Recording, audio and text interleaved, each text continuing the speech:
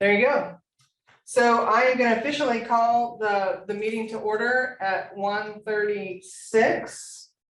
And the first thing on the agenda is the approval of the minutes that were from the previous meeting of September 28th, 2021. Did anybody have any questions or concerns or any revisions to the minutes? I know Michelle sent those out previously. Do we need to have anybody have any concerns with those? If not, can I have a motion from somebody to approve the minutes? Alan Clark, I motion. Okay. Josh Henson, I second. Okay, we have a second. Any discussion? Okay, motion passed. The minutes are approved. Thank you, everyone. So we have a couple changes onto the search. Just letting everybody know that the Department of Transportation, Mr. Scott Omer, who's the Deputy Director, has retired. So ADOT is represented on the commission by John Halakowski, who's the Director, and Brent Kane. So we definitely want to thank Mr. Omer for his commitment and service to AZSERC over the years. And we thank Brent for continuing to be on the commission. I'm flying through the agenda. That's good. There is no executive session, so we can pass on the executive session. And the next on the agenda, I wanted to turn it over to Manny Fowler. She is one of our community liaisons, but she manages all of our community liaisons. And she wanted to give you guys a little update. So Manny? Thanks for the invite. Thanks, Michelle, for putting us on the agenda. I know that we gave a presentation back in September about what CLs do for ADEQ and how we help the community bridge to the agency. Fire season is coming up. That's no surprise to all of you. Last summer, we got an inordinate amount of phone calls and we needed to figure out where to send everybody with community questions. So we have been reviewing our website. And we're gonna present tomorrow at the LAPC meeting. So we're just giving you a quick update because of what we're gonna talk about tomorrow. We're essentially trying to figure out if our website is actually just duplicating what is already available on the wildlandfire.az.gov wildfire resources page. And so I don't know if we can just go to our actual website. I didn't put the link in there, but we were just trying to, yeah, that's the website right there, Michelle. We're trying to figure out what your sentiments are, because what we learned last summer was that there's so many different places for people to go to get information, but they're in an emergency situation as far as like they're preoccupied, they're not doing homework, they don't know where to go look, so they're going all over the place. And our AZDEQ website is more basically based on information that is available on other sites. So our question was really from the CLs, is this the best use of the landing page in order to support what it is you all do? Or what is your input on that? That's kind of what we're here to just briefly talk about. As you can see, we talk about spoiled food, hazardous waste, and a few other items. If you can scroll down, just construction, demolition, just again, hazardous waste and waste stuff. And a lot of that is actually addressed in other pages as well. And then there's these links underneath, additional sources, and you see on the right-hand side, there's additional sources. And I think people get overwhelmed with all of the resources everywhere. Whereas I think the Wildland Fire website does a good job. We just want to make sure that we're not duplicating what you all already are doing and driving people to one place instead of 50 bazillion places. So we're here to get some input from you all because you're the experts. So, man, this is Alan Clark, Emergency Management. I think what you bring up is a great point. For example, and I can't read, I'm sorry, I need glasses. I haven't got my glasses, so I can't read that up there. But for example, DEMA, we point everybody to AZEIN. And so to your point, there's a lot of different websites out there. I can't speak for everybody, but I can speak for emergency management that if you want to collaborate with a small group to determine what's out there and what may be the best links to go to, I would absolutely have my team have a discussion and be part of a small group to work through which probably, you know, what are the best sites to go to, and so that people aren't confused, those kind of things. So if you're looking for a small working group, count us in. We'd be glad to participate. Great. I think it's getting really close to fire season and we're not late on the game, but we've been just reviewing this website and going, you know, this is just so much duplicate information. Is this really the best use of our landing page? And I would gladly entertain a small group. So Okay. your name was Alan? Yes, Alan, A-L-L-E-N, Clark, C-L-A-R-K. Okay. And Judy Kioski is our public information officer. And so I'll be glad to have Judy get a hold of you. And again, you're absolutely right. We've already had 4 notable fires, I think 5 now this year. So we are tracking that we're in fire season. Yes, ma'am, I'll have Judy reach out to you and give whatever advice she can. Yeah, and Manny, we can have, I mean, if you wanted to have that small group, we can definitely have like somebody from our Office of Continuous Improvement facilitate that, if that would help. Right. If that would help you on this endeavor. But I agree. I mean, there's a lot of information. We want to be consistent. We don't want people, you know, to get confused.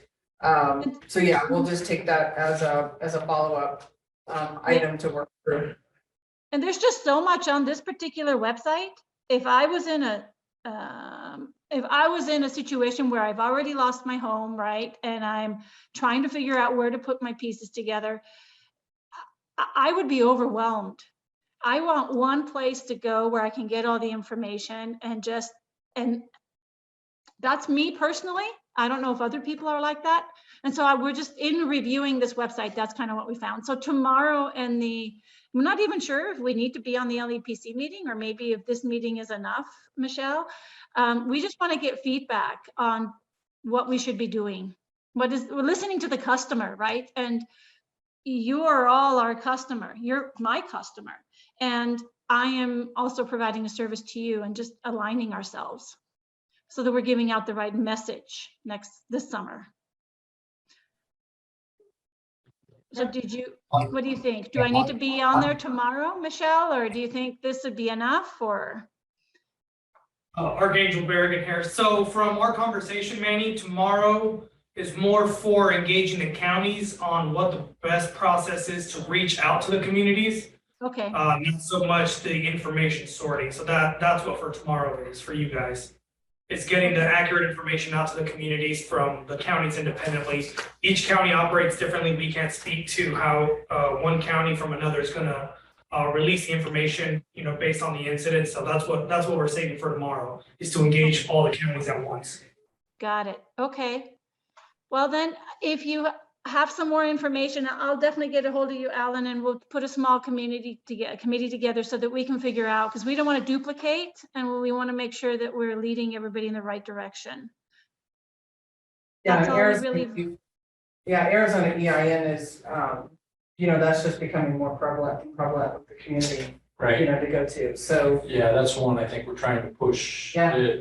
I mean, that's where I go. Yeah. So I'm probably more informed than the general public, but I think it's getting much more traction on people clicking on it. Okay. Yes. So then the question becomes, do we even need this as an ADEQ agency? And that's what I needed to know. Can we just make it simple? Go to AZEIN, right? And then we feed them information. That's kind of what we wanted to know. Right, that's something that we can definitely look at, because again, I think AZEIN is probably the best place, but yeah, we can definitely look into that a little bit further, Manny. Okay, well, thanks for your time. Thank you. That's all I really needed. Thank you. I'll see you guys tomorrow. Thank you.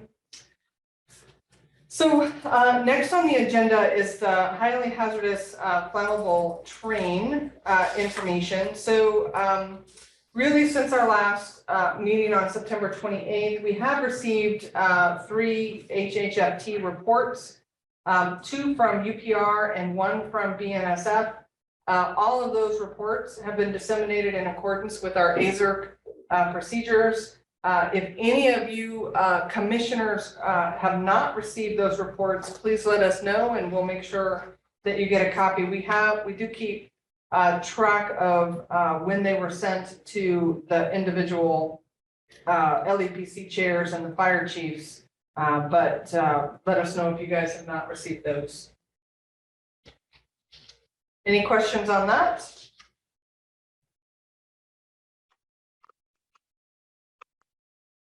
Okay. Hold on, I can't find my little 4, my number 4.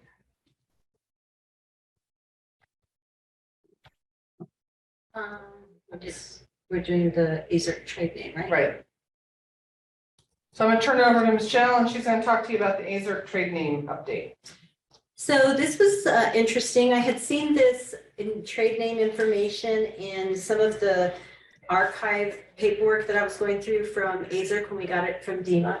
And then I got, funny thing, all of a sudden I got this notice, we got this notice at ERU that we had this trade name application that was due. So after researching what we needed to do, and I just filled out a quick little application, got permission from Laura to move forward with it. ADQ paid the $10 fee and we're good for $5. And what this trade name is for the Arizona State Emergency Response Commission. Arizona Department of Environmental Quality, but it's Arizona Emergency Response Commission. That's what we paid for 5 years. That's it. Yeah, it's interesting that you have to do all that and keep up to date with all the paperwork, otherwise, you lose it. I don't know if anybody was familiar with that or not. Yeah. Just those little administrative details. Right. Okay, then we're gonna go back to this one. And we're gonna go back to the action items. Okay. So definitely, if you have questions, raise your hand.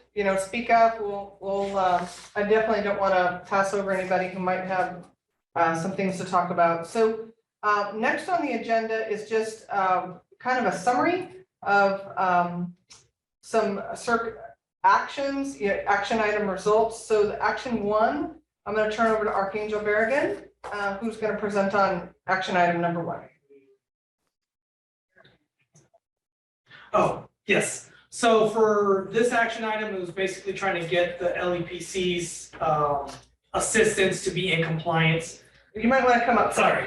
To be in compliance with their biennial exercise requirements. So what we've done is I have one of my staff, David Varela, who's actually working with each individual county to give him the resources necessary. He's familiar with it. He has a background in emergency response plans. We've also given the contacts for DEMA for their planning division to help them out with creating their plans. We haven't set anything permanently as a solid process because we're still trying to identify how best we can provide the resources to those counties individually. As of right now, we have a majority of their emergency response plans are within compliance. We have a couple of agenda items for the AZERC meeting today that are going to be discussed that are pending for some of the counties, but once that's through, we'll pretty much have almost every county in compliance with their emergency response plans. Any questions?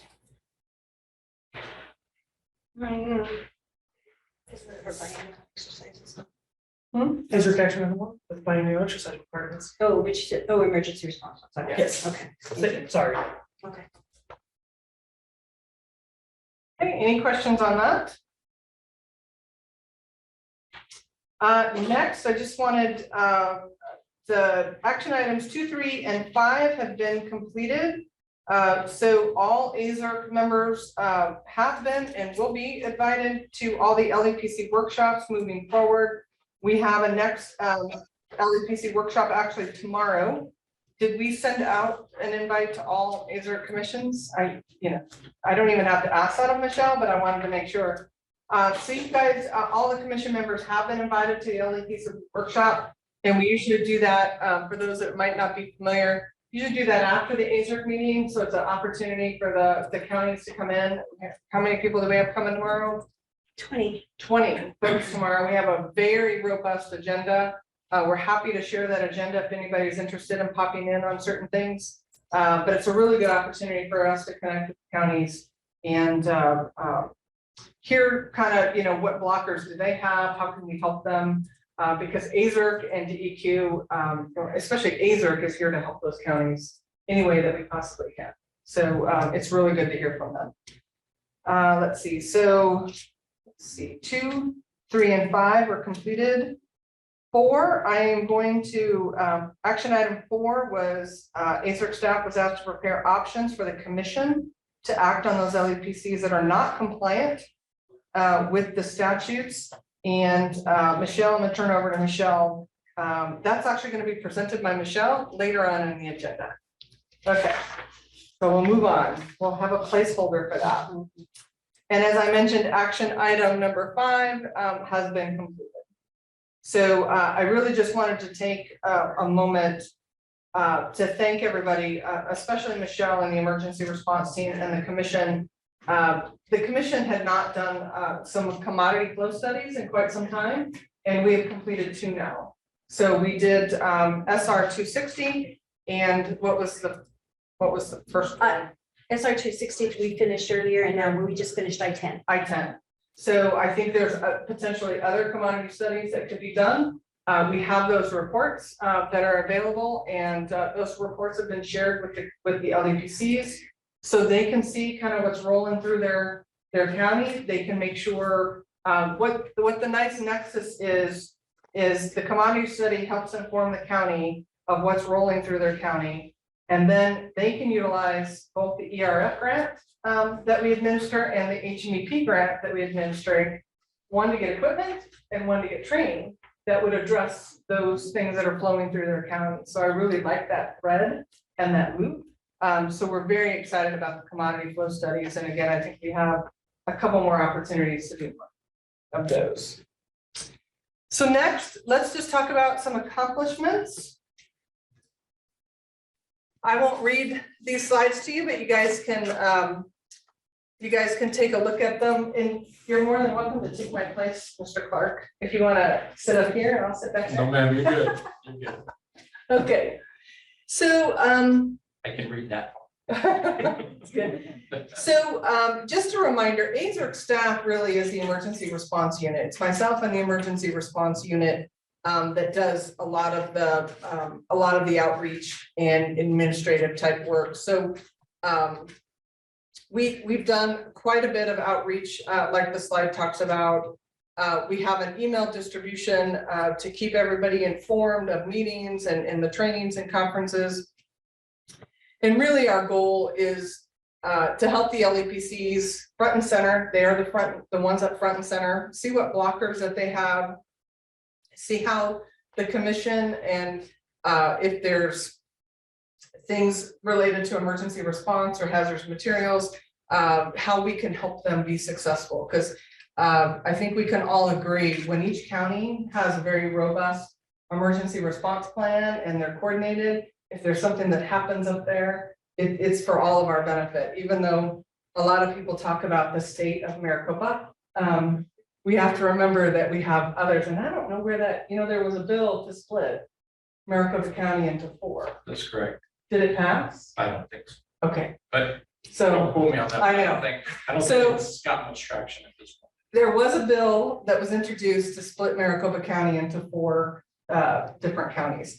But I have not watched that one, so I'll have to see where that went. That would have been interesting. And I'm not sure if it was 4. I know it was to split Maricopa County. So yes. Yeah, I heard 4. Okay. Yeah, Maricopa would stay, and then they had 3 new names, and they had a map, but I just don't know. I don't know where it went. I'll have to follow. I'll have to check my legislative liaison and see how that worked. Next slide. So the other thing is, the commission, we all, as part of the commission, have a responsibility to ensure that the counties are in compliance with the statutory requirements. AZERC staff, continues to work with the LEPCs, and you'll hear a great success story in a little bit about helping 2 counties come into compliance. But we really work hard with them on their biennial exercises. We work with DEMA. We want to work with DEMA more. I mean, DEMA has the DEMA and anybody else who has that type of talent and skill set to help our counties, especially the smaller counties, might need some assistance. So again, we work. We've provided open meeting law. We've walked them through how to potentially reorganize their structure to ensure they're in compliance with what the statute requires, but also to provide maybe a little flexibility. And I think, as you'll see, some of the counties are having, and I'm doing a punchline earlier, but some of the counties are having to start with media, getting the media requirement out of the statutory requirement. So again, we're willing and able.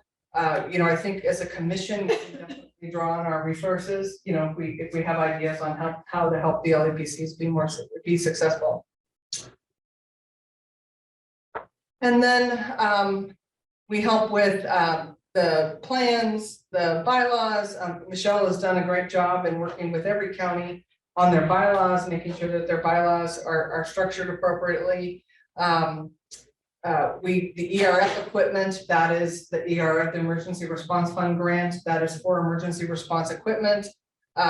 One improvement that we did, which is several years old, is previously when we would order the equipment, everybody had to come to Phoenix to get their equipment. The emergency response now deliver it. So we order all the equipment. So sorry, I should back up. What was happening before is the counties would order it, and now we order it all and then we deliver it all. So I think that was a great improvement. And again, we've helped people understand their equipment, and again, just overall administrative support to the LEPCs. As we talked about a little bit earlier, the commodity flow studies. We talked about the SR 260 and the I-10. And then we work with the HMEP grant to get some dollars to do some additional commodity flow studies. So if there are, we rely on the counties to try to help us understand, or DEMA, if you guys have some information on where we best should spend our dollars for another commodity flow study, we're happy to discuss that and see what makes the most sense for the state. And one thing that is always a concern of mine is AZERC meeting its statutory requirements? So the team, I was unfortunately not able to make this meeting, and I hate that because I love compliance, is the team met with the Attorney General's office and went statute by statute and said, this is what it requires, what are we doing? This is what it's required, and this is the proof of what we're doing. So so I'm happy that we're all 100% compliance with the statutory requirements. That's a lot. There's a lot going on. Yes, it's good work by everybody. I appreciate it. So any questions on that, on the accomplishments? Okay. Next, I am going to turn it over to Michelle, who's going to talk about LEPCs. Okay, so we received 26 applications for LEPC membership. We actually received 27, but one of them is being taken out because he has since resigned. So these are all the applications for voting memberships for the LEPCs since our last meeting on September 28th. And we had one from Apache, La Paz was canceled, 7 from Yuma, 1 from Pima, 1 from Santa Cruz, 4 from Yavapai, 3 from Mojave, 7 from Graham and Greeley, 1 from Navajo, and 1 from Maricopa. These have all received interim approval, so they're able to vote at the meetings.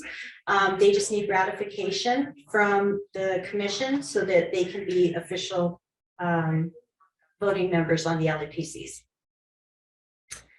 So just as a reminder, we had new standard work put in place within the last year about how do we, because what wasn't happening is we weren't ratifying members of the LEPC. So the idea is once they submit the application, they're temporarily approved so they can do the work that they need to do, but then they need to come to the commission. So what we need here is a motion to ratify these additions to the LEPCs. I'll need a motion and then I'll need a second.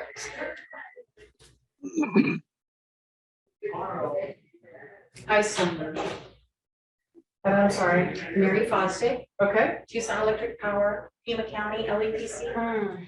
Yeah, unfortunately, you're not on the AZERC So I commission, get- so I appreciate it. No, I appreciate you. Wasn't quite sure.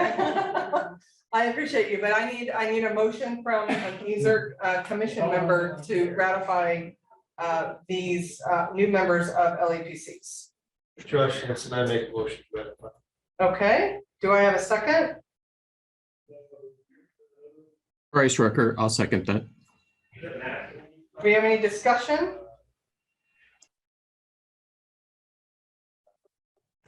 Okay, motion passed. Those folks are ratified. Oh, all in favor? So what we're gonna do is we're just gonna, actually, I'm gonna do it differently. Is there anybody opposed? Any commission members opposed?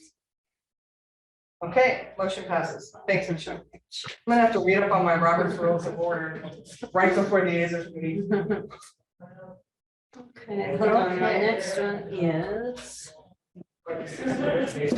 Hot in here, let me know. Getting really noisy.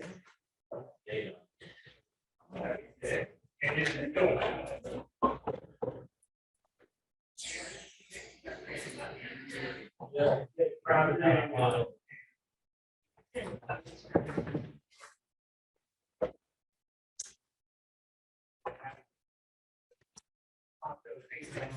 you ready?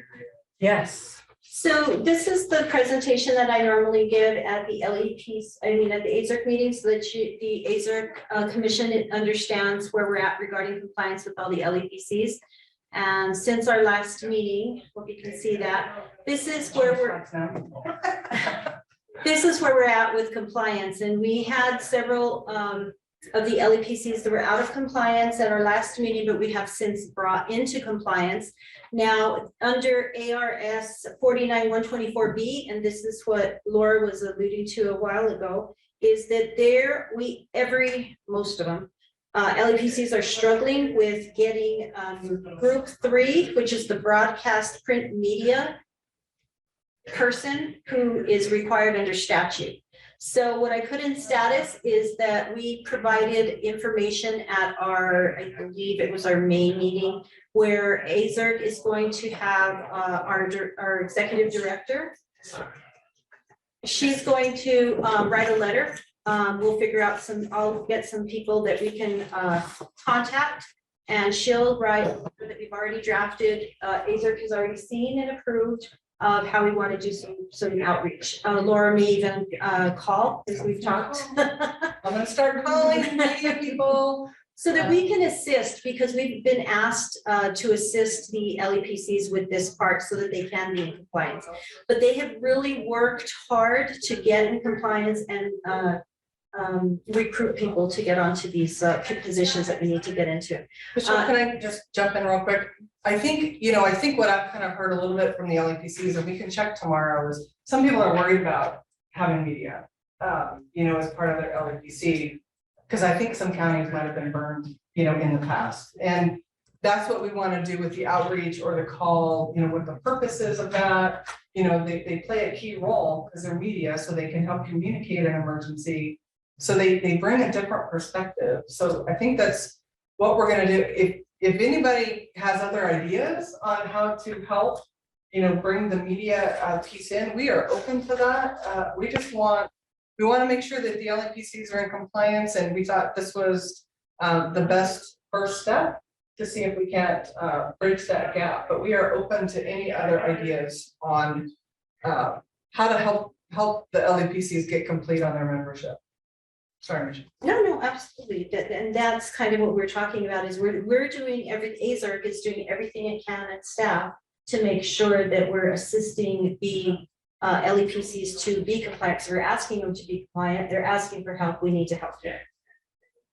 Does anybody have any questions regarding compliance on ARS 49-124B, which is that they are required to have one member from each of the following groups, which is the elected state official. We have a couple of those that we need to handle. Law enforcement, never have any problem with law enforcement, civil defense, firefighting, they're always on there. 3 is broadcast print media, that's one of the hard ones. Community groups, we've got 1 that needs a community group or 2. There, other than that, we'll work on that one as well. And then the 5th one that has to be on there is owners and operators of facilities that are subject to. Okay. And this is the rest of them because there's 15 counties, okay? And you'll get a copy of all of this, so everybody will get a copy of this, you can look at it. Next thing we have is the LEPC meeting status, and as we went through our last year, we had our meeting in September, so it was kind of, we're catching up from the previous year, which was 2020, we don't want to talk about. And so now we're starting over. And so here's where we're at. And everybody, a lot of the LEPCs have identified how many meetings they're going to have. So as you see, Apache is semi-annual, so they only have to have 2 meetings a year. And Cochise the same, Coconino. And this is according to their bylaws. Now, according to ARS 49-124, let me see, 125, I believe. Is it something?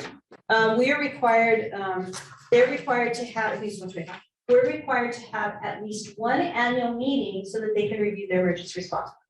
So that's in statute, but it doesn't say, you know, you have to have 4 or 5 meetings a year. So they, under their bylaws, that's where this is where this number comes from.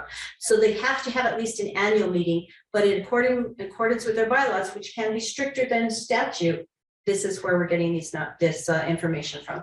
And we track all these meetings, and ERU has been pretty diligent in attending all the meetings, even virtually. So pretty soon I have to start traveling.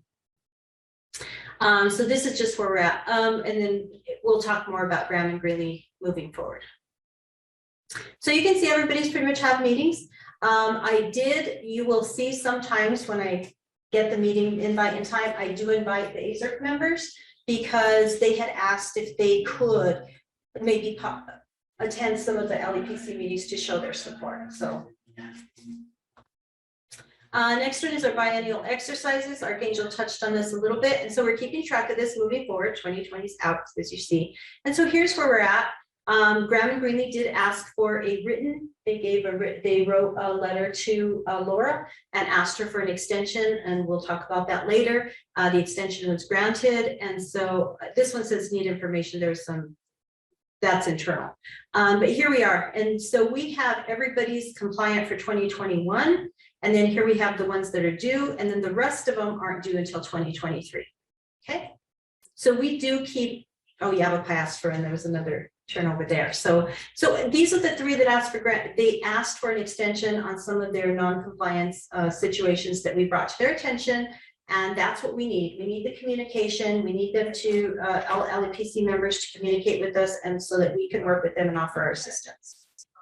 And if I could interject, I mean, this is, you know, DEQ actually reached out to DEMA to run through a tabletop exercise a year or 2 years ago. So I mean, you guys did great at doing the exercises. So, you know, I just want to keep in mind if we have, you know, counties that need that assistance, I definitely want to tap on to DEMA, you know, and have DEMA help with those. Because again, you guys came out and did a communication one for us and facilitated just for this agency. Cool.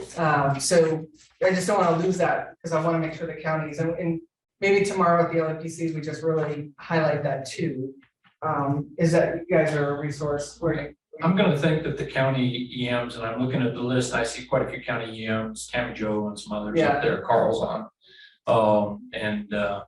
Yeah, I think they know that resource is available, so yeah, feel free to push it. I just like to highlight and remind people. Absolutely. So I'm sure they are well aware.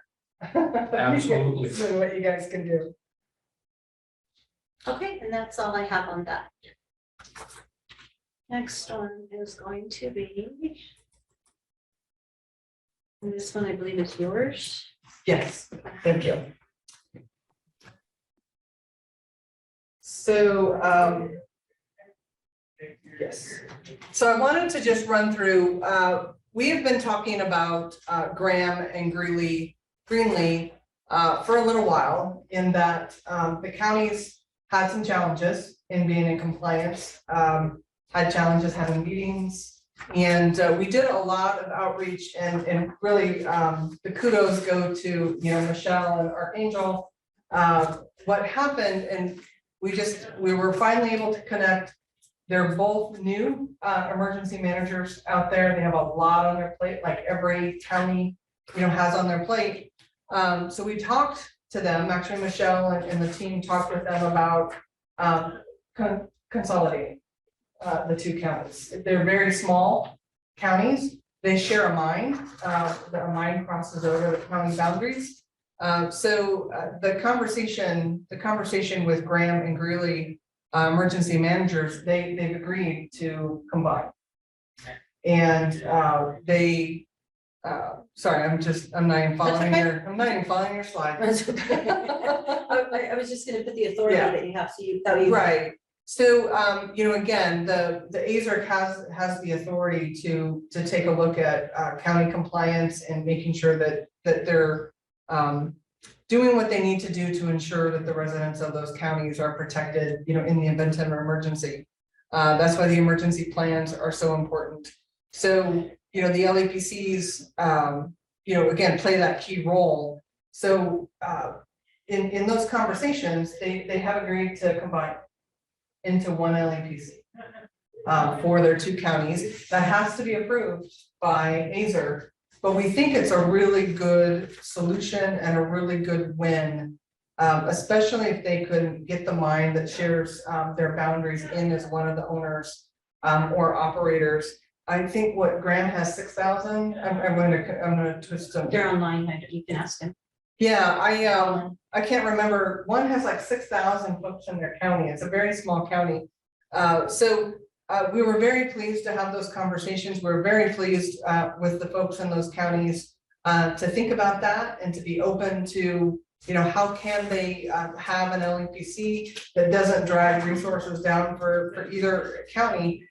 So again, they have agreed to merge with the name of Graham Greeley LEPC. Do you have the next? Can you also let them know that we did consult with Jeff Cantrell to make sure that we're doing it? So yes, so thank you, Michelle. So we did have a conversation with Jeff Cantrell at the AG's office. Is it possible? Is it doable? And it's absolutely doable, to have that. So this is the LEPC appointments for Graham Greeley. And again, this has to go in front of the commission for a vote to ensure that we all agree. So this is kind of the layout. Can I explain when you're done? Yes, this is the layout of the LEPC. So Freeport Morenci is on there. We have the Duncan Fire Department. So again, I think it's a really good solution. And I appreciate both counties being receptive to looking at other options for their counties. Did you want to say something, Michelle? So the reason that some of these people are already on the LEPC, they're in Graham Greeley, but because this is a brand new LEPC that we're proposing, we wanted to start fresh and make sure that everybody's starting with the new appointment, and that's why they're listed here. And the other one that's missing is print media. Print media. And they've asked for help. Which I'm gonna get them print media up there somehow. Is there another slide, Michelle? This is the timeline that we will approve as well, so. So I'll just leave that. I won't read this to you, but I'll just leave that up there as a timeline that they've agreed to meet. And that is one of the reasons why we gave them an extension for some of their plans, is for them to meet and get together as a combined LEPC. And AZERC staff will be with them all the way, helping them every chance that we can. That's it. So it's for a vote. So this is, we've never had counties merge before. So I think this is a big deal, and we wanted to make sure that it came to AZERC. So I'm going to put it out there. Does anybody have any questions, comments, discussion about this option? The only question I have is, are you open to others doing this? So some of the other smaller counties that we may have, with this, be opposed to others if they wanted to. So are we opening Pandora's box here? No, it's a good point. It's a good point. And the idea is that we have, that they're meeting the statutory requirements, but that's a statutory requirement, but they're meeting the needs of the residents of those counties with emergency plans. And if they're not able to do that, because they're a small county and they wear, 15 different, one person wears 15 different hats, and it's hard to get new staff, they have to go before, the town council. I think it's really good, because I think we're providing a better service for the constituents of that county. I do get that they can merge, but I think it could be on a case-by-case basis, if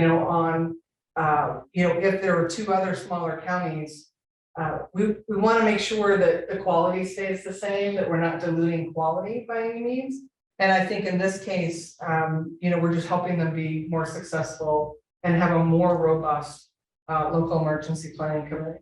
Yeah, no, I'm not opposed to the reasoning in What's any your regard. question? Not opposed to that, and I think you mentioned it would be case by case. So if other counties wanted to merge, the question would become: are they contingent counties? And all those questions would have to be answered. And is it good for the community? So yeah, Right. I'm not opposed to. No, it's a very good question. And I appreciate you raising it, because we just haven't had any challenges, before. And again, this was a really good opportunity. And both folks are relative. I'm sorry, I'm talking about you and you're on the phone. Both folks are relatively new, in their role. And again, they're wearing 15 different hats. And so we thought this was a good option.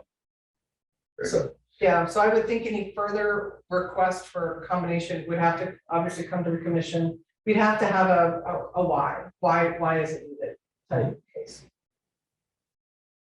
I think I might have stepped on. I think somebody. had, yeah. Do you see it? I don't know where it's at. Did somebody on the phone have a question? Yeah, this is Brent Kane, Arizona DOT, more of a comment. Since this is an action item, I guess like you're looking for us to vote. If you go back to the very first slide, it calls out the governor of each state. That is that accurate to say the governor of each state? The governor of each state. Yeah, the governor in each state designates a CERC, so a state emergency response commission. Okay, I'm sorry, my bad. I misunderstood because I thought it was more in regards to the county. So I stand corrected. Sorry about that. Yeah, no, this is like the 50,000 foot view. Gotcha. Yeah. So, sorry, I didn't tell you. I skipped over that slide completely. So thank you for asking for clarification. Any other questions, comments, debate, rebuttal about this topic? Anybody from Graham or Greeley wanna talk about it?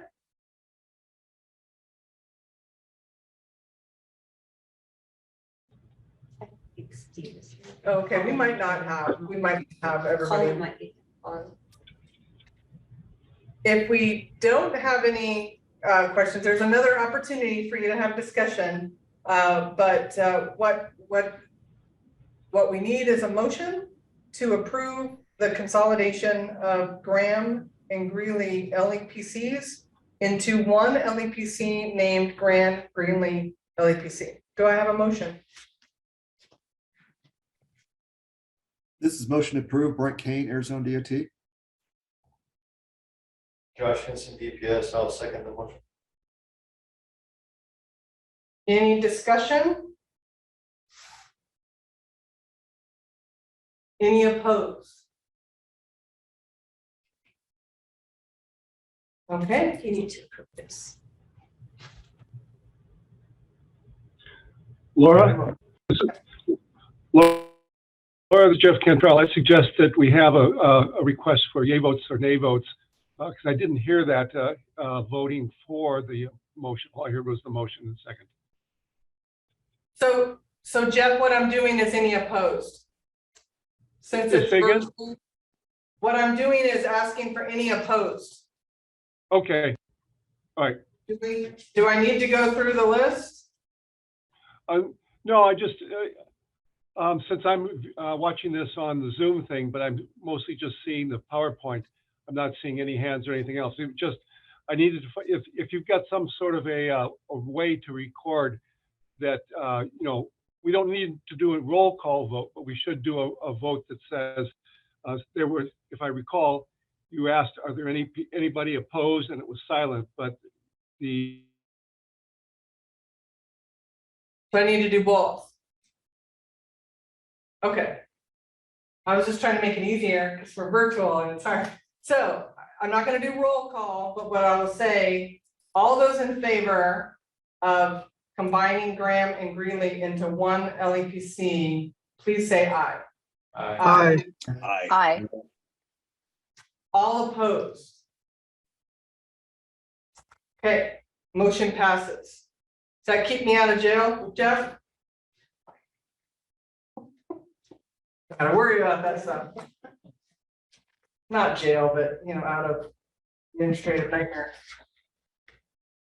Okay, congratulations, Graham and Greeley County. You are now one LEPC. We do have some other work to do on this. So these are the new LEPC appointments.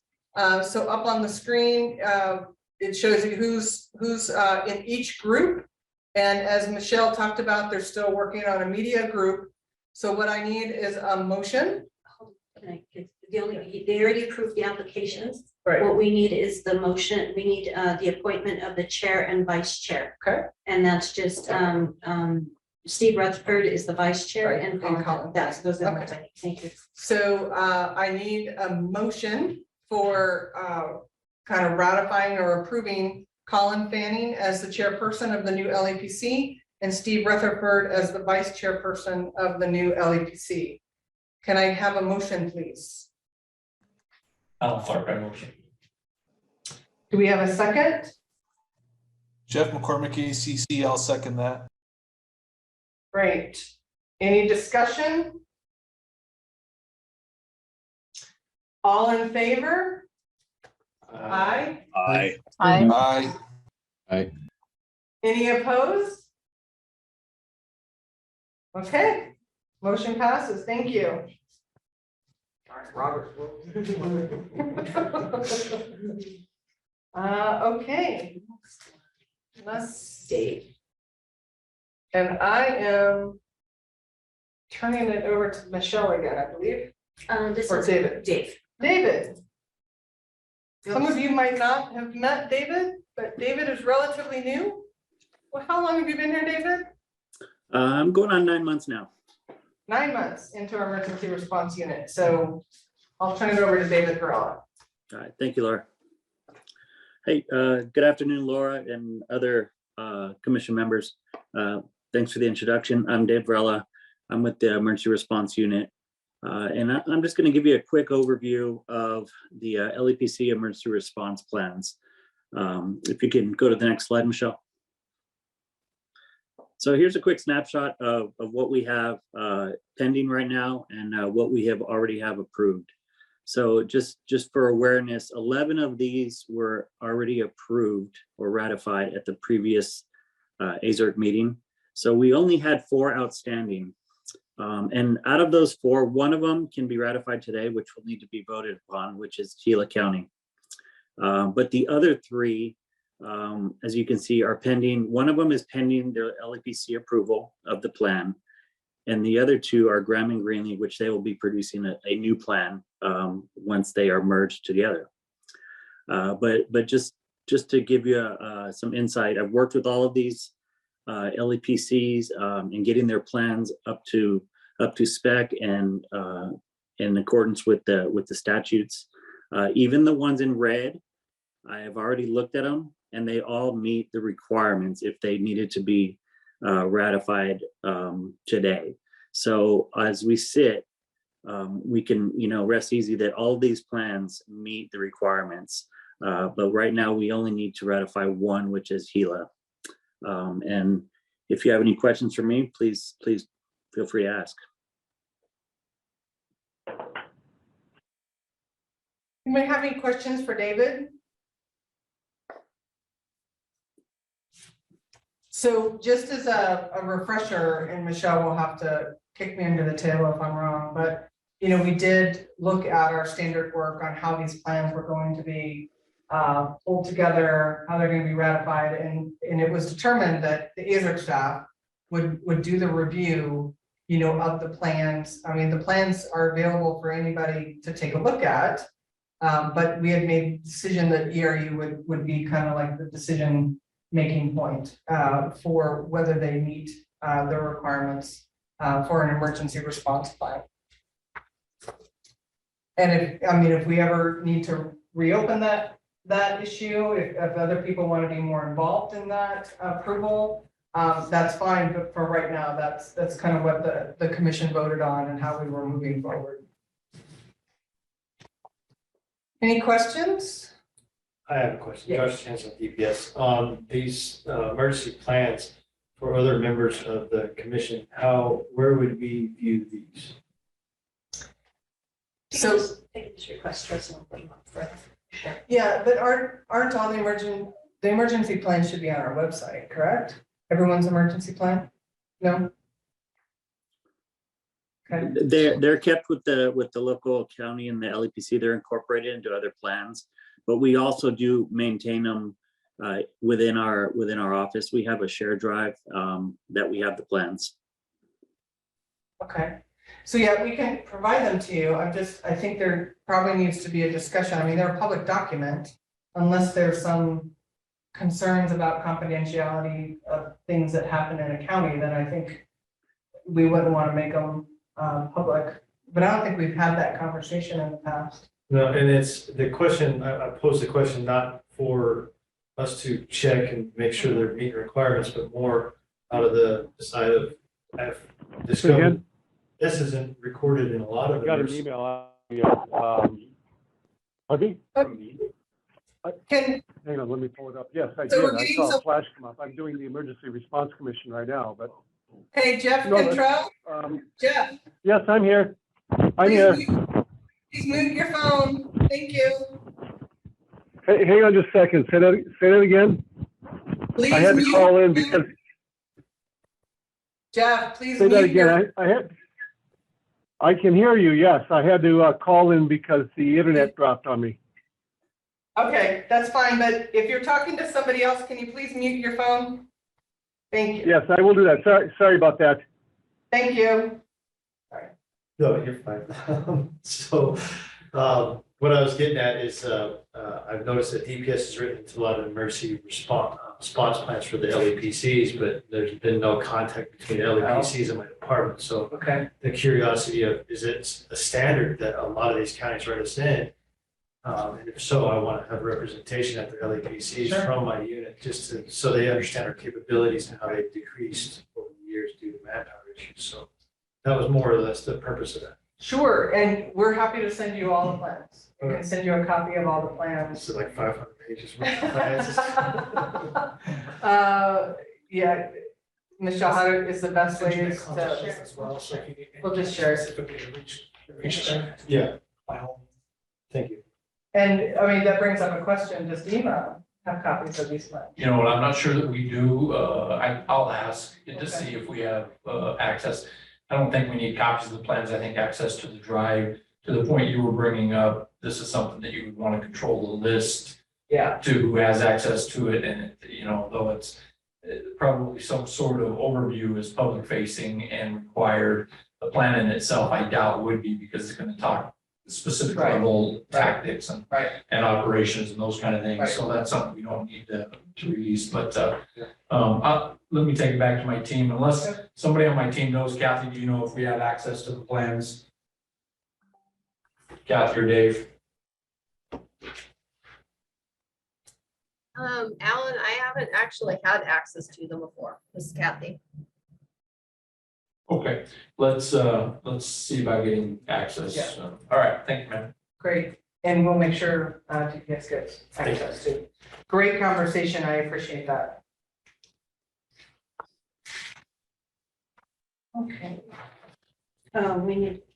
We need a vote on Helix. So, Sorry. yes, so to move forward on this to approve the Gila County Emergency Response Plan, I need a motion to approve the Gila County Response Plan, Emergency Response Plan. Do I have a motion?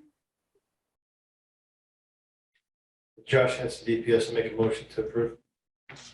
Thank you, Josh. Do I have a second? Jeff McCormick, ACC, second. Thank you. Any discussion? All in favor? Aye. Aye. Aye. Aye. Any opposed? Okay, motion passed. Thank you.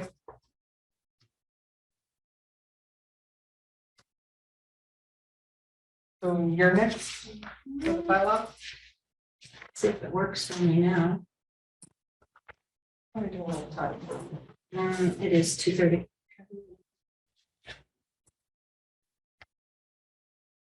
Okay, so as we spoke earlier about the bylaws, I reached out to each of the LEPCs to make sure that they had updated their bylaws with the statute that is now required, because many of them still had DEMA as in their bylaws. And so that was ARS section 26-341 or Title 26. And so we updated all of the bylaws with Title 49, which is ADEQ or environmental.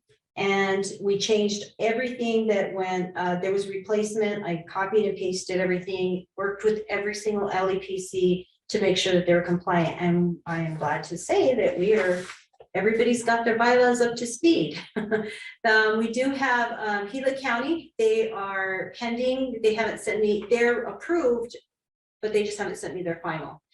Same with Navajo, they got theirs approved through their LEPC, I just haven't received the final copy, and that's why it says pending final. So the other one that we are still working on, actually Greeley turned theirs in, and then we moved on to do the merger. So we'll work with Greeley and Graham to get them merged on their bylaws. So Graham was granted an extension. And as you can see, that's where we're at. Everybody's compliant. And this is something that we've been working on for a long time because, okay. He's just telling me right now, we need to get him on there. Okay, so I'm almost finished up here. Greg, we'll get you on there. And so everybody's compliant. I just wanted to let you know that this is really a good thing for all of us to get done. Great, so we're gonna change. Yeah, we might have to get him on there. So we're gonna move Greg up? Yep. He's on Region 9, number 12. Yep. So Greg, you're up. We're gonna move you up on the agenda. Hey, thank you. I appreciate that very much. And I'm sorry to be double booked. Can you guys see me and hear me? Yes. I hear you. All right. I hear you. Great. I can't see you. Okay. It could just be our system not showing you, but I wouldn't worry about that. Yeah, we can see you. Okay, great. And it says host disabled participant screen sharing. So I had a couple slides, but I can just talk through these to make it simple. 2 quick updates from US EPA. And actually, let me introduce myself first. I'm Greg Baisley. I'm with the US EPA Region 9 in Emergency Planning and Preparedness. Some of you may know Bill Jones, my colleague, or my boss, Kay Lawrence. 2 quick updates for you today. The first is we have a workshop coming up in 2 weeks that is focused on CERCs. So the CERCs in Region 9, including Arizona. It is on the America's Water Infrastructure Act, also known as AWIA. This changed EPCRA in some ways, and we're getting together our state emergency response community, our CERCs, and then the state water agencies, specifically state drinking water agencies, and having half-a-day workshop. This is on, and I'll send this to Michelle as well, but it's on Wednesday, April 6th from 12:30 p.m. to 4:30 p.m. And we're just going to go over notification requirements that came as a change of AWIA. So most of this is related to source water, and it came out of the incident in West Virginia in 2014 where they had a spill, and there was a do not use order for about 10 days. A bunch of individuals got sick because of a spill at the drinking water. So the main notification requirement that we want to make sure everyone's on the same page for is for the AZSERC to notify the drinking water primacy agency. So that should be a pretty good half-day workshop where we can collaborate with our partners and make sure that everybody's on the same page with the AWEA rules as related to EPCRA. And I did send right now we have 4 individuals from Arizona that are registered for that. I have Michelle on there, I have Archangel. I'm assuming these other 2 are from the water program, but Karen, and sorry if I missed these last names, Shanafelt, and then Rachette, Greb, I'm already messing that up. But so those are the individuals, but we'd love to have anybody else that's involved in one of those 3 categories. So a AZSERC member, a state emergency responder, or the state drinking water agency. I think Michelle has that registration link, but I can send that again if anybody would like to get involved in that. I have it. Awesome. Can I just clarify, when you say CERT, are you talking the State Emergency Response Plan? Or is there another acronym, using that for an acronym for another? No, yeah. AZSERC, State Emergency Response Commission. Yep. Yeah, because we're the keepers of the State Emergency Response Plan, and I don't hear anybody from our team on there, so I'll Can send you the link. yeah, that'd be awesome. I'd like to get our CERT planner on that. Okay.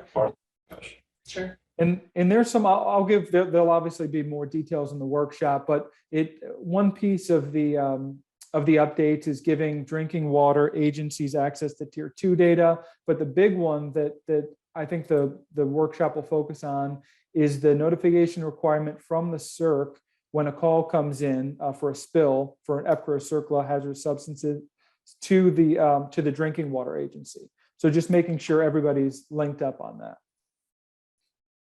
Yeah, Greg, the nice thing for DEQ is it's all in one. So, when we get a spill, we notify our drinking water folks who are on the same floor. So that works out really well. Right, but I mean, there might be some opportunities, in there, just so I appreciate you guys letting us know about that meeting or that workshop, and we'll definitely pass that link on to DEMA. Thanks. Great, thank you. And then the other thing is, since the pandemic, part of our emergency response program at US EPA is doing outreach, making sure that our on-scene coordinators that can assist the state with equipment, with different things in the time of a large-scale emergency, that we're doing outreach and linking with our partners. So we're planning on some outreach that has been postponed, obviously, because of the pandemic, in mid-May. And I've been working with Michelle on that. We're hoping to do an in-person, half-day or day event in northern, central, and southern Arizona, just to kind of do some face-to-face networking. We'll have a couple basic presentations, but it's basically to get out there and do outreach. So we're hoping to do Coconino County, Maricopa, and Pima, and then hopefully surrounding counties, if they're able to attend, that would be great as well. But we have some planning meetings coming up later this week, and I think the details are going to unfold before those events in mid-May. Any questions on that? All right. Greg, I have a question real quick before you go. Do you want me to send out that link to all the LEPCs as well for the AWIA? You know what? I don't know that it applies to them as much. I thought about that. I think on tomorrow's workshop, I'll touch on it, but it's really, I don't think that workshop is going to be applicable to LEPC members. Okay, thank you. Thanks, Greg. Yeah, thank you guys for your time. And thanks for moving me up. I'm sorry to be double booked. No worries. Bye. Okay.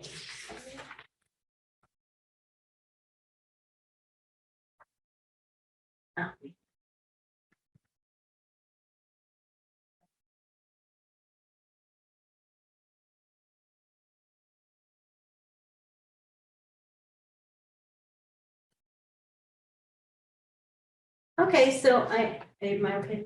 Yes, Sorry. yes. Jumping in over here. Okay, so the next thing I'm going to update everyone on is our HMEP report that I usually give, just to tell you where we're at on it. I'm sure all of you are familiar with the Hazardous Material Emergency Preparedness Grant Program, and we are currently in the third and final year of our grant period that ends, it should have ended September 30th, but we got a little bit of an extension, but we're still working at the September 30th deadline. And we, after further outreach to the counties and first responders, because we're doing that outreach that I discussed, we have now 11 of the 15 counties that participated in the HMEP program, in addition to ADQ and DEMA. And so just the HMEP grant is funded by registration fees collected from hazmat shippers and carriers. There's approximately 21 million available for states and territories annually. A separate grant is available for funding for tribes. This year we will be applying for 1.5 million in HMEP grants, grant money, and that application is due now in April. So we're scrambling to get our project narratives together in time. So I have reached out to all of the LEPCs, first responders, for their participation as sub-grantees, and I did that via our distribution list. I have met with almost everybody. I think I have 2 more meetings tomorrow, and that will cover DEMA, that will cover, and every county has met with me. And so we're getting that together, and I'm very happy that we've got, I'm pretty sure we're gonna get every county participating. So I think that's exciting. We are also looking at doing some commodity flow studies, regional commodity flow studies. Several of the counties that I've spoke to already have asked to do regional commodity flow studies. They're going to put their narratives together. I'm going to combine them, see where I can do the regional flow studies with each county and if they're in the same area. And then like I did the last 2, we're going to facilitate that. ADQ will facilitate that. The one important thing that I wanted to let you all know is that we have to comply with Executive Order 13985, and that is the official title of that is Advancing Radical Equity and Support for Underserved Communities through the Federal Government. And that was signed by President Biden on January 20th of 2021, and it is to ensure the equitable distribution of subawards. So what I've been doing is when I meet with each of the counties, I let them know, each of the LEPCs, I let them know, please contact all of your underserved communities, your fire districts, your first responders, your fire departments, and have them get in touch with you or with me so that we can try and see what they need and how we can assist them. And they're very excited about that. I really got some good feedback, and they're happy that we're able to do that for them. And then we've already talked about this is the final the commodity flow study that we just finished. I'm waiting for the report. Actually, I'm reviewing it. And as soon as it's finished, we finish reviewing it, I'm going to send it over for them. We'll finalize it. And the people who were involved, which was Cochise, Pima, and Santa Cruz County, and the tribes, will get a copy of it. If you would like a copy of it, please reach out to me. And I will get it. It's about 500 pages, just so you know. I just wanted to give kudos for Josh Henson and his team. Because they did 4 monitoring sites for us for this huge, we monitored 13 sites. And because of the 4 that they did, we were able to bring in the price of this commodity flow study right around $150,000, as opposed to, it would have probably been more to add the other 4 sites. So that's a good. Thank you for your hard work. And that was during COVID and during shortages and during all kinds of things. And so they did a great job. And that's about all I have on this commodity flow study. If you have any questions, please reach out to me and I'd be happy to talk to you about it. And that's all I have on HMEP. Okay. So we did Greg. So next up is Chris Nutter, and he's going to talk to you about the Emergency Response Fund and Tier 2. And these are the last 2 items before we get into action item reviews. Awesome. So I'm gonna touch on the emergency response fund just real quickly. At last meeting, we went over a lot of the details with all the numbers of who and what and how many have applied and what. So just going back to what Laura touched on is we order the equipment. So we started ordering back in October due to you know, stuff that's going on around the globe at this time, and I don't know, probably some wild solar flares. Shipping is taking quite a long time. We have been able to successfully get 6 fire departments completed as far as all the equipment they've requested. We have another 7 that we've have partial equipment with. And then we have at least another 3 counties that we've scheduled to do drop-offs with over the next couple weeks. So we are rolling on that, doing the best we can, still waiting on some of that equipment to come in. And if there's any questions on ERF, I can answer those.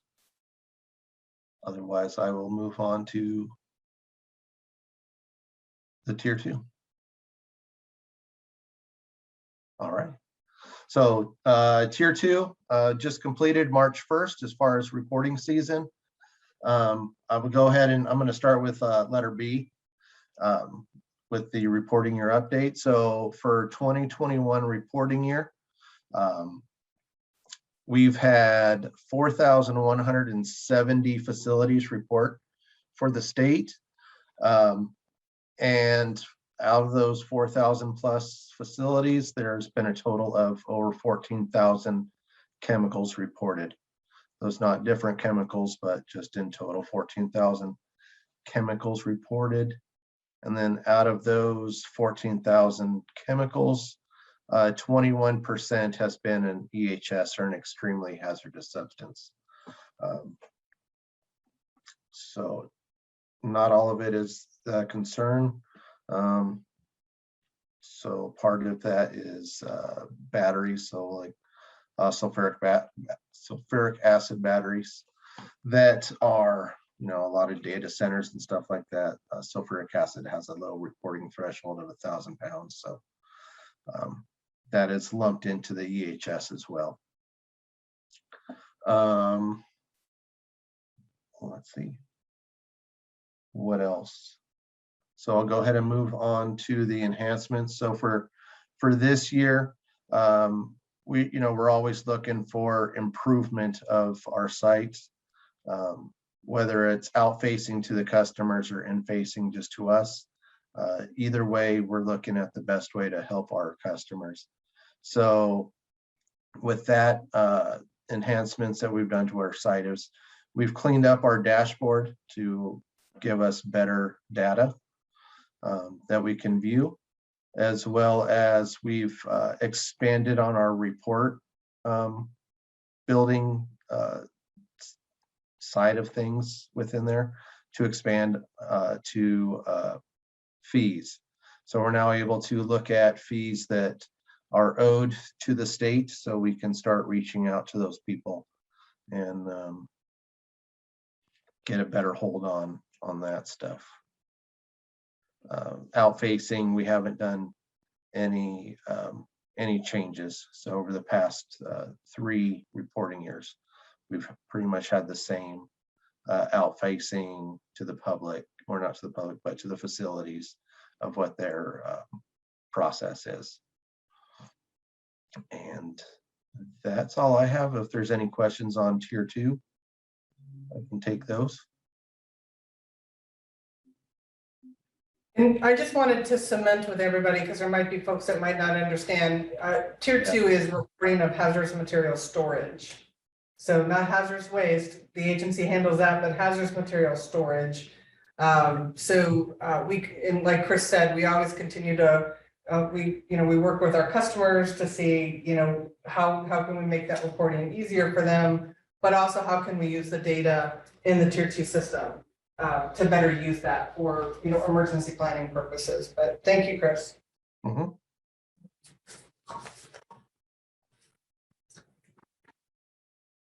I think that rounds out our agenda, so we'll probably get out of here a little bit early. But why don't we go into, Michelle, can we do the action item review? We still have a call to the public, but let's go through our action item review and future agenda and talk about future agenda items. The only ones I came up with under action, I just sent a link to Mr. Alan Clark for the workshop. I didn't know if you guys wanted me to send it to all of the CERC members or just to Mr. Clark and his team. I think to Mr. Clark right now, if anybody else wants a link. It's Alan. Alan. Yeah, I'm good. It's Alan. You looked official when you came. I know I look old, but I'm not. No. So, Okay, so just to demo that? yeah. Okay, all right. And then I have action item to send I need to send the emergency response plan form to the CERC so that they can review it. And that was part of the standard work that we have, as Rich said before. And then I will send a link to the commissioners so that they can see the emergency response. And then, of course, they'll get their packets. Okay. Sounds good. I think that's what I captured in my notes as well. What about, does anybody have something that you'd want to see on a future AZERC meeting? Any other future agenda items? We proposed a date of like October 4th, so we have a little time for you guys to think about some agenda items. But is there anybody on the phone that you guys would like to add, or something that you guys would like to know more about during the next meeting? Hi, Laura, this is Teresa Ian from ADHS. And I'm wondering if it might be helpful to have somebody talk about a potential impact from a cyber event and what we could or could not anticipate in this realm if that were to happen. Okay, great. Thank you, Teresa. Any other ideas? Any other requests?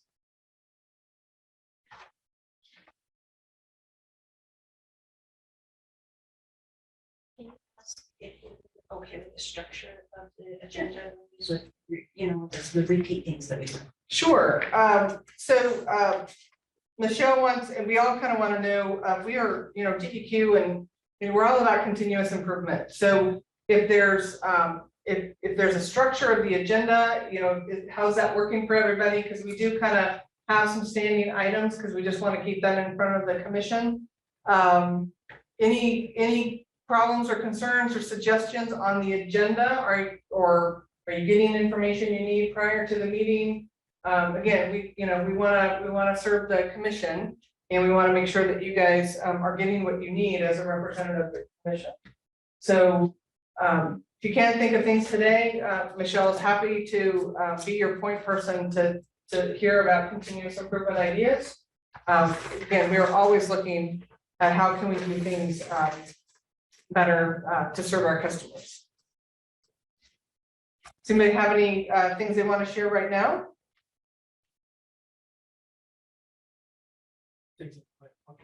Was that Greg? Oh, something popped in the chat? No, I think that was earlier. Okay, sorry. Okay. Thank you, Brent. Agenda structure looks great. Thank you. So again, as you get your packets and as you review things, or as you go back, if you're reflecting, if there's things that we can do to make your life easier, let us know, because that's our role, is to help the commission be successful. Is there anything else before I go to a call to the public? Okay, now it's called to the public. I'm not sure who we have from the public, but is there anybody from the public that would like to talk to the commission?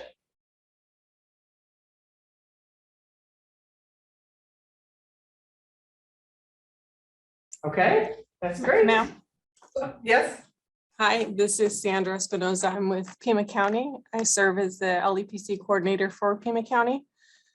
And first I want to say thank you for your team. Michelle has been phenomenal in helping guide me because I'm one of your newer LEPC coordinators within the state.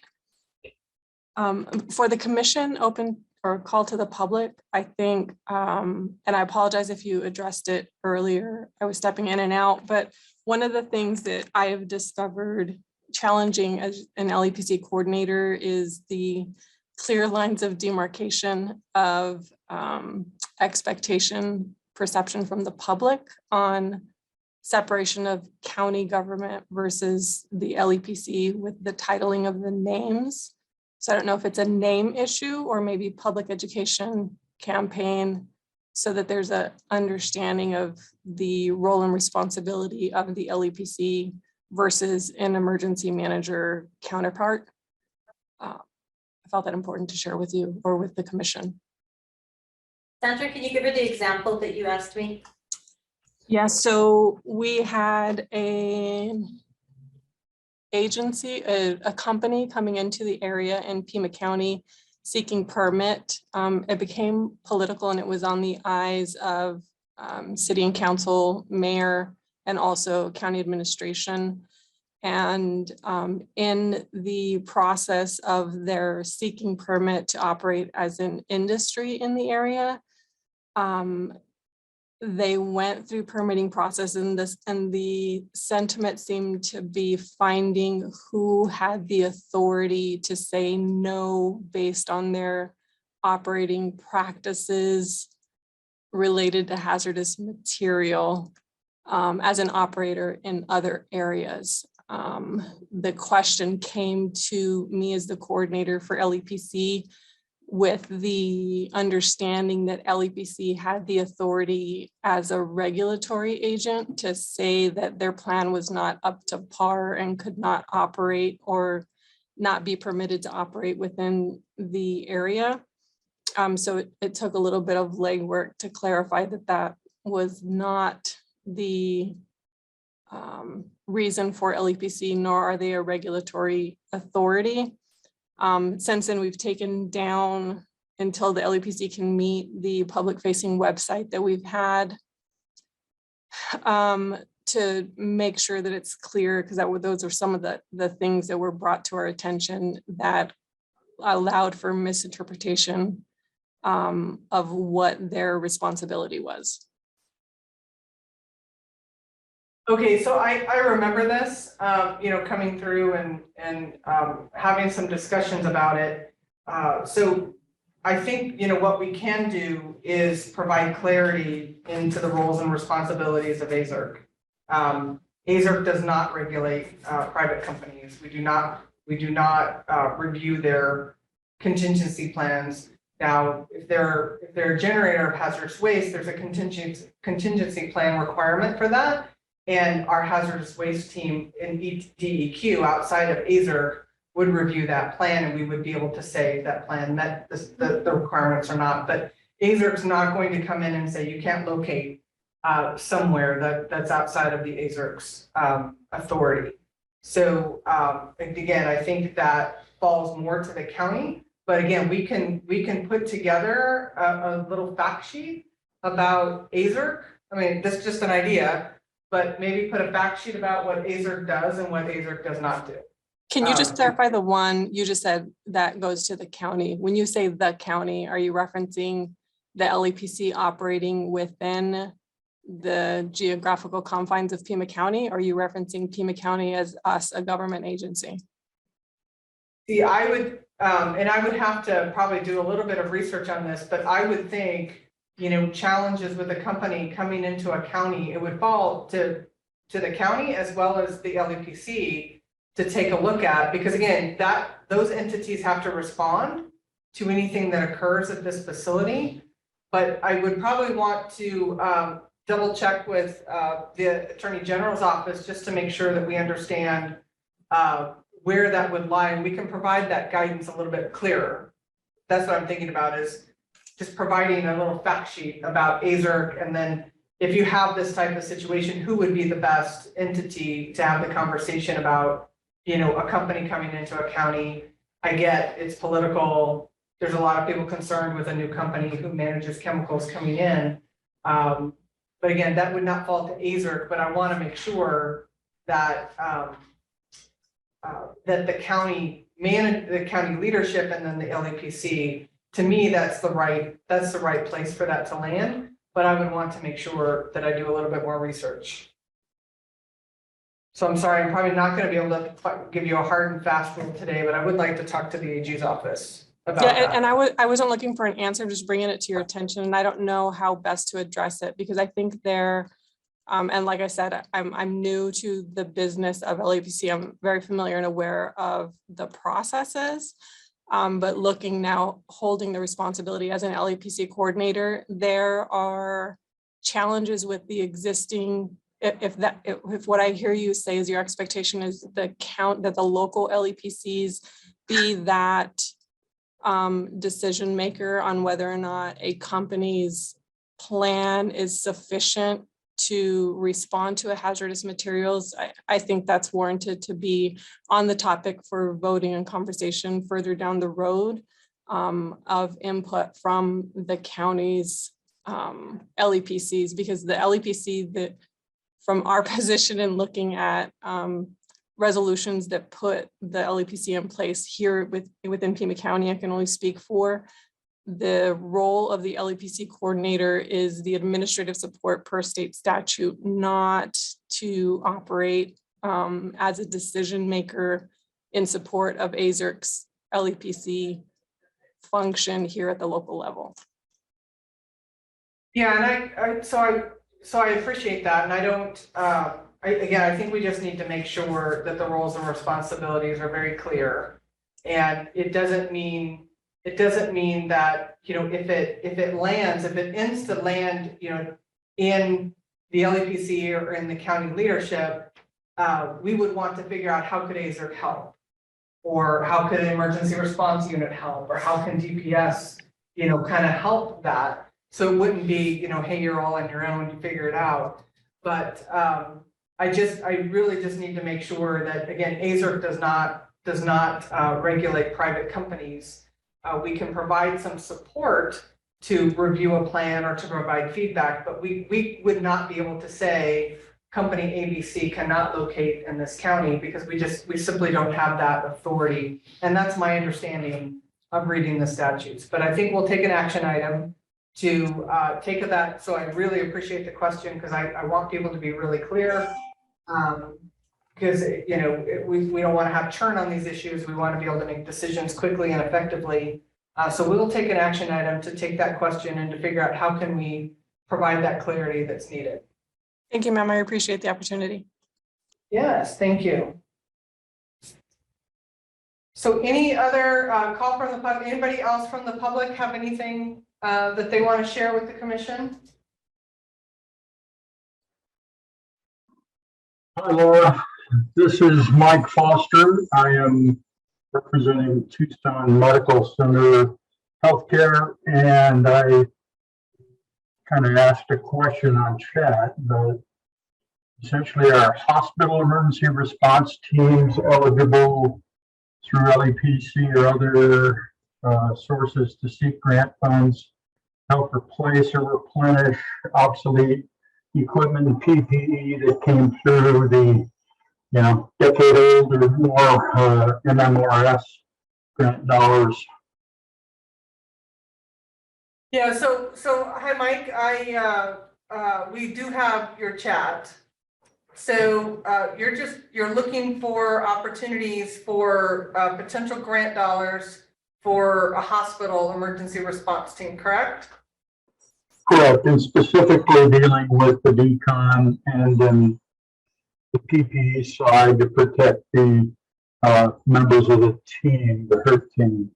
A lot of the supplies that I've discovered from this particular hospital have seen their better days. Are probably only able to be used for training, and the hospital didn't have a budget to replace any of those, yet we still face the risk from a significant hazardous materials event and having self-reporting folks we'll have to deal with on DCAN that aren't coming through the EMS system. Yeah, so I'm not aware of any. I would ask Teresa, are you with DHS, are you aware of any, potential opportunities to help out a hospital for equipment?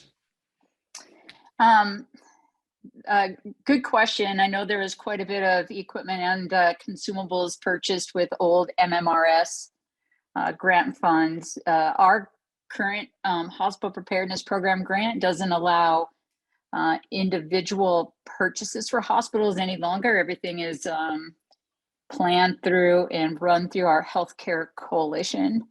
So if there's anything at all, it would be through the healthcare coalition. And that's at AZSERC. Their annual conference is actually on Thursday.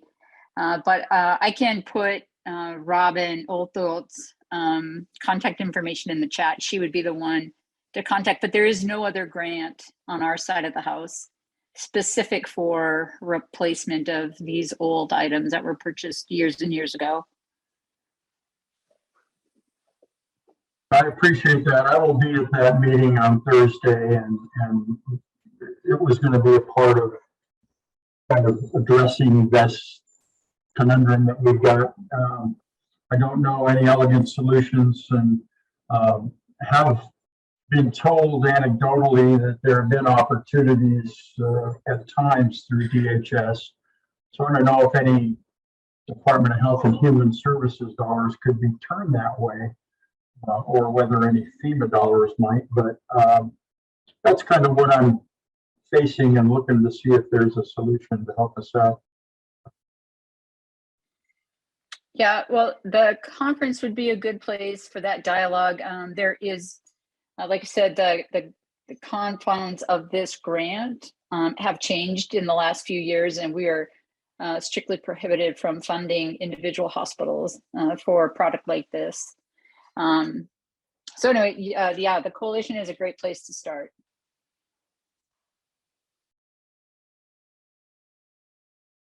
Thank you, Teresa. Thank you, Laura. Yeah, thank you. Appreciate the question. Thanks, Teresa, for helping out with that. Anything else from the public?